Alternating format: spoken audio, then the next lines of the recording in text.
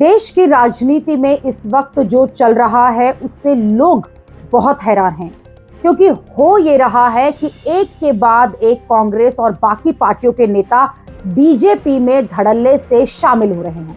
जैसे मानो बीजेपी में शामिल होने की होड़ लगी हो।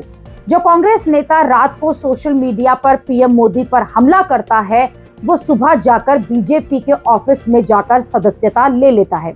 पिछले कुछ दिनों से कांग्रेस और बाकी पार्टियों के इतने नेता बीजेपी या एनडीए ज्वाइन कर चुके हैं कि हिसाब लगाना मुश्किल हो रहा है। जैसे पिछले 24 घंटों में कांग्रेस ने अपने 3 बड़े नेता गंवा दिए हैं। पहले बॉक्सर विजेंद्र सिंह ने बीजेपी में शामिल होकर सबको हैरान कर दिया। फिर कांग्रेस के तेज तर्रार प्रवक्ता गौरव वल्लभ अचानक बीजेपी में शामिल हो गए। उधर संजय निरुपम शिंदे ग्रुप में जा रहे हैं। लेकिन ऐसा क्या है कि रातों रात नेताओं का जो मोह है वो भंग हो रहा है और वो बीजेपी में शामिल हो रहे हैं। ऐसा क्या जादू बीजेपी चला रही है? इस जादू के पीछे की बीजेपी की जो रणनीति है, जिसमें उसने विपक्ष के नेताओं को अपने पाले में करने के लिए बकायदा एक कमेटी बनाई है और टारगेट कर रहे हैं कि देश भर की अलग अलग पार्टियों से 80,000 नेता कार्यकर्ता को बीजेपी में शामिल करना है। और इसके सिर्फ राष्ट्रीय स्तर ही नहीं बल्कि जिला स्तर के नेता हो तो उन्हें भी शामिल करने का टारगेट है। न्यूज एजेंसी ANI की एक रिपोर्ट के मुताबिक बीजेपी का मकसद चुनाव से पहले दूसरे दलों के करीब 1 लाख नेता कार्यकर्ताओं को अपनी पार्टी में शामिल करना है।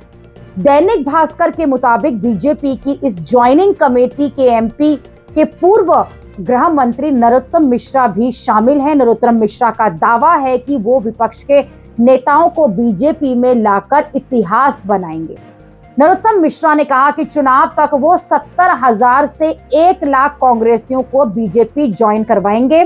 यदि गिनीज बुक में ऐसे रिकॉर्ड का प्रावधान है तो उनकी तैयारी पूरी है। बीजेपी का दावा है कि अकेले मध्य प्रदेश में पिछले 80 दिनों में 17,000 कांग्रेसी पार्टी में शामिल हुए हैं। इनमें कांग्रेसियों की संख्या सबसे ज्यादा है।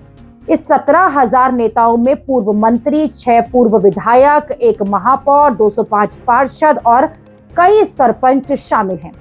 TV9 हिंदी की एक रिपोर्ट के मुताबिक बुधवार को अमित शाह ने मुरादाबाद में एक बड़ी बैठक की है। उस बैठक में भी गृह मंत्री अमित शाह ने पार्टी नेताओं से कहा कि वो विपक्ष के कार्यकर्ताओं को बीजेपी में शामिल कराएं। यानी कि अभी विपक्ष के नेताओं की बीजेपी में आने की एक लंबी लिस्ट है और आने वाले दिनों में विपक्ष के कई और बड़े नेता बीजेपी में शामिल हो सकते हैं।